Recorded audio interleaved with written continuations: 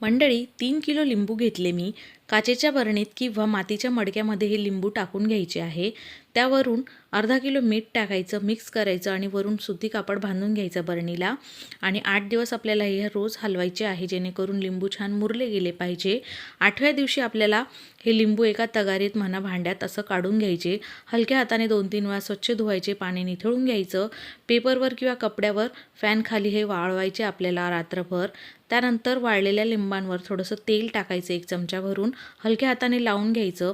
धारदार सुरीने आपल्याला हे लिंबू असे कट करायचे आहे। आता आपण मसाला तयार करूया। एका ताटामध्ये 200 ग्रॅम मेथी घेतली, त्यानंतर 4 चमचे बडीशोप, 2 चमचे कलोंजी, 2 चमचे हळद घेतलेली आहे, 1 चमचा हिंग घेतलं, 4 चमचे लाल मिरची पावडर घेतली, चवीप्रमाणे मीठ टाकलेलं आहे 4 चमचे।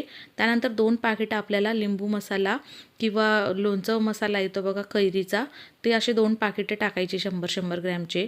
सगळा मसाला व्यवस्थित मिक्स करून घ्यायचा आहे आणि लिंबूमध्ये असा भरायचा आहे, मस्त हलक्या हाताने दाबून दाबून। सगळे लिंबू इथे भरून झालेले आहे। काचेची स्वच्छ बरणीमध्ये हे सगळे लिंबू आपल्याला टाकायचे आहे आणि रात्रभर तसेच ठेवायचे। त्याच्या दुसऱ्या दिवशी आपल्याला 1.5 किलो तेल गरम करायचं आहे। चांगलं तेल कडकडीत गरम झालं की गॅस बंद करायचा, 1 चमचा हिंग टाकायचं आणि पूर्णपणे हे तेल थंड करून घ्यायचं आहे। आणि थंड झालेलं तेल आपल्याला लोणच्यावर टाकून घ्यायचं आहे। छान लोणचं आपलं तयार होतं। 2-3 दिवस मुरू द्यायचं, बरणीला छान कॉटनचा कपडा बांधून ठेवायचा।